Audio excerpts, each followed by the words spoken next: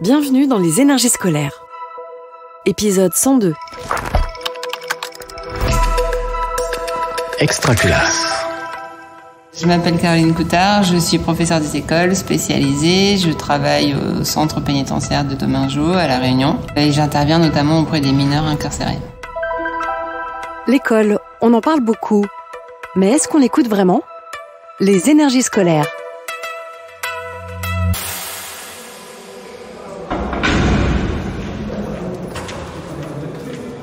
Je suis arrivée ici en août 2022 pour ma première année en milieu carcéral.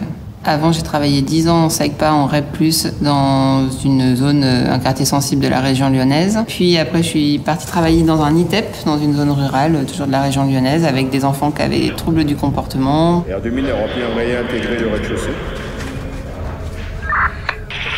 C'est bon pour moi, hein. Je peux faire 27 ans mineur.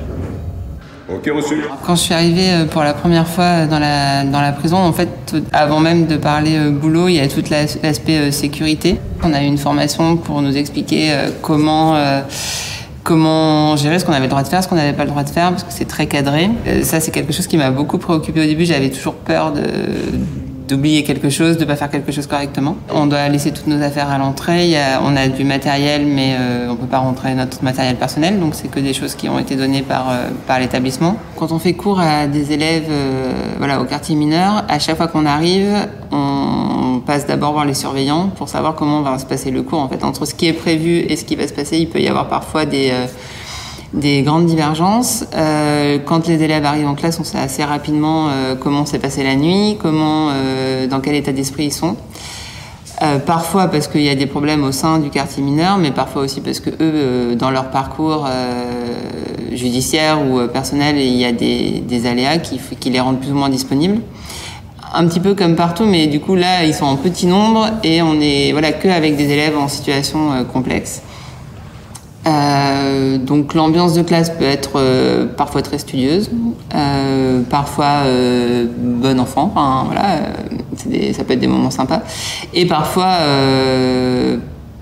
assez vives, assez agressives. Ils peuvent être, parfois c'est pas toujours évident de communiquer avec eux, pas parce qu'ils en ont après nous, mais parce que quelque chose cloche, ou alors une grande passivité aussi. Dans un même groupe, on peut avoir des enfants, certains frôlent l'illettrisme et d'autres peuvent avoir des niveaux lycée.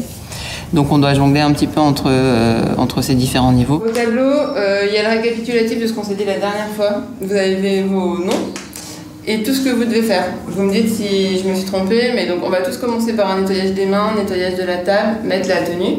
Vous avez tout ça à faire dans les 3 premières choses à faire. Et ensuite, chacun a son rôle. Donc c'est plutôt couper les légumes et ensuite faire les caisses. Il y en a pour un bon moment, il y a plein de légumes.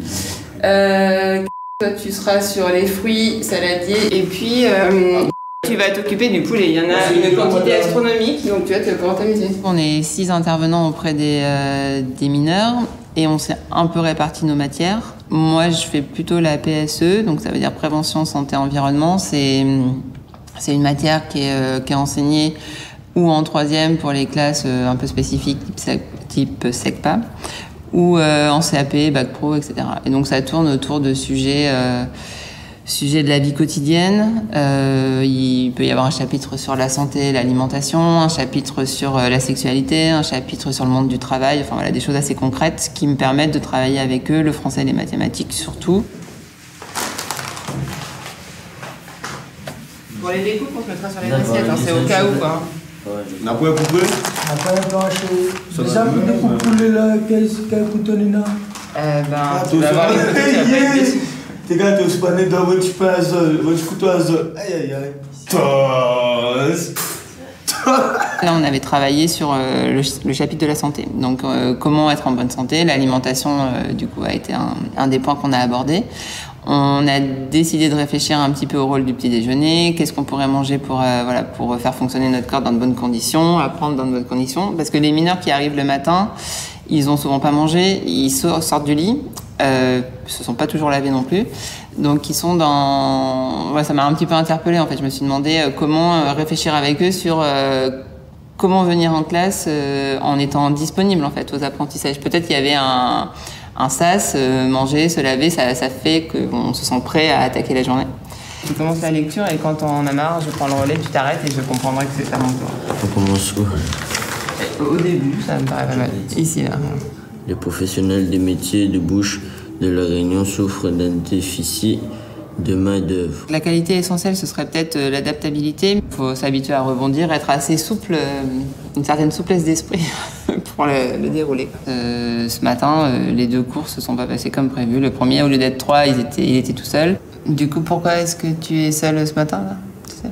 Parce qu'il y a eu un incident avec 2 de mes collègues, avec une professeure. Et toi, ce matin, t'as l'air bien fatigué. Oui, mais hier soir, la télé, elle coupe à 23h30. Et du coup, on a discuté un peu avec les autres détenus quand la télé a coupé jusqu'à 1h du matin. Et quand tu veux dormir avant et que les autres discutent de fenêtre à fenêtre, en fait, c'est impossible, quoi. Si je peux, soit je fais ma fenêtre, soit je laisse ouverte, mais parfois, après, c'est intéressant ce qu'ils disent. Du coup, moi, je rentre dedans et je discute avec eux. Ça parle de quoi? La vie en prison et des futures altercations qu'il y aura. Ah d'accord, ils annoncent la suite à venir. Très bien.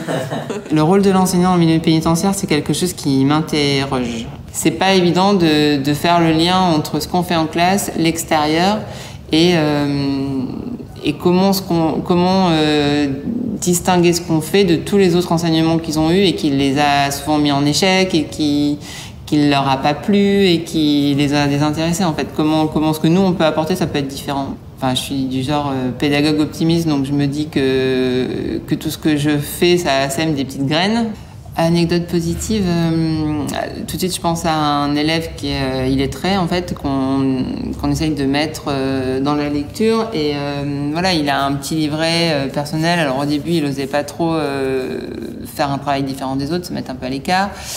Puis finalement, il est rentré dedans. Et puis, en fait, il est toujours dans la négociation. Mais voilà, le dernier cours qu'on a fait ensemble, il a travaillé pendant 1h30. Quand on s'est rencontrés, s'il restait 10 minutes concentré sur sa tâche, c'était le bout du monde. Donc, j'étais assez contente de ce travail-là. Et puis, on a fait ensemble, on a lu. À chaque fois que je lui demande de faire quelque chose, il dit non. Finalement, on négocie à la moitié. Mais finalement, les exercices s'enchaînent. Et je pense qu'il est en progrès. Donc ça, c'est une réussite. Voilà, le fait qu'ils se mettent au travail en fait. Vous venez d'écouter un épisode des Énergies scolaires. Si ça s'est bien passé, n'hésitez pas à laisser un avis sur votre plateforme d'écoute. À bientôt sur Extra Classe. Une production Réseau Canopé 2023. Extra Classe.